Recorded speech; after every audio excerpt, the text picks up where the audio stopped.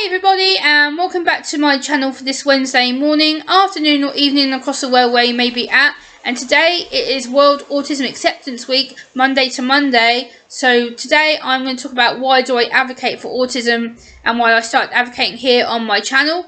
So without further ado, let's get into it. So why did I decide to talk about advocacy and why I advocate today? I advocate for autism because since my diagnosis, I found that autism is still very misunderstood, especially within the field with autism and females. So I thought I would use my diagnosis to research for myself and others who have gone through the process of having the assessment, and for those who may suspect themselves that they are in fact on the autism spectrum. I also advocate because I want society to start accepting people like me who are born this way and that we didn't catch it. Autism is a neurodevelopmental disability, which means it's to do with how my brain is wired and how I see and interact with the world around me. I advocate to make change in my local community to help break down the stigma surrounding autism and to make it easy to understand. I am lucky that I understand that I regularly advocate on my local BBC radio station to share my own experiences of living as an autistic adult.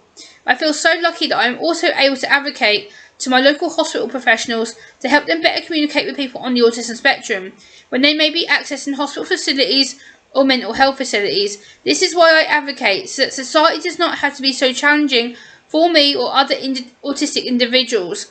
I also advocate that one day my local government will do more to support autistic people and help us to live a fulfilled and independent life, to make our own decisions. This is why I advocate and why I will continue to do so. And I feel that having advocacy for myself is so important because I'm only one person who can advocate my needs, my issues, my worries that I might have about being on the spectrum. But again, I can only advocate so much general information. Advocacy is the first port of call you should do. If you feel you're being mistreated or you're struggling to understand why you're different, advocate your needs. Let a professional know, let your parents know, teachers know how you are, because they won't help you unless you help yourself. So advocacy is always crucial. I've done over 8 years being diagnosed. The more you advocate, the more you stand up, speak out about your issues, the more you are likely to get support and the right people in your life supporting you. I'm very lucky that I have the right people in my life. I have my social worker from the autism service. I have the psychologist from the autism service. I have the speech and language therapist from the autism service. I have the BBC radio station staff. I have some of my family. I have friends who I'm acquainted with who understand me. My best friend is my biggest advocate. She does a lot for me, a lot more than what she realises half the time. So again, it's all about making sure you have the people that you trust in your life in the right place, in the right circle at the right time, because advocacy is crucial. And this is why I advocate so hard for what I do. I advocate about the Autism Act. I advocate about the Disability Act, the Mental Health Act. I'm a keen advocate on advocacy. I think it's so important and crucial that we work together now than ever, because the government needs to understand and local councillors need to understand. So I want to touch on this subject just to kind of bring it to the forefront and say, hey, advocacy is important. Please do not ignore us. Our voices need to be heard.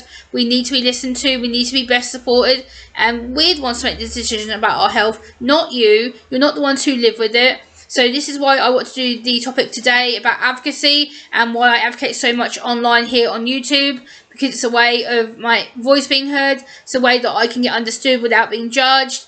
And I think that everyone else who hasn't done it or doesn't know how to advocate, start up a channel, start up a blog, start up a vlog somewhere and just let your voices be heard, because if we don't, then no one else will. We're the ones who advocate for ourselves all the time, day in, day out, week in, week out, month in, month out, year in, year out.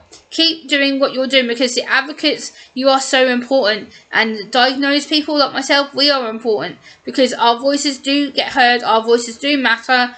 And yeah, so I thought I'd just talk about that briefly today. I hope you've enjoyed this video. Please like, comment, share and subscribe, and I'll be back next time. Bye!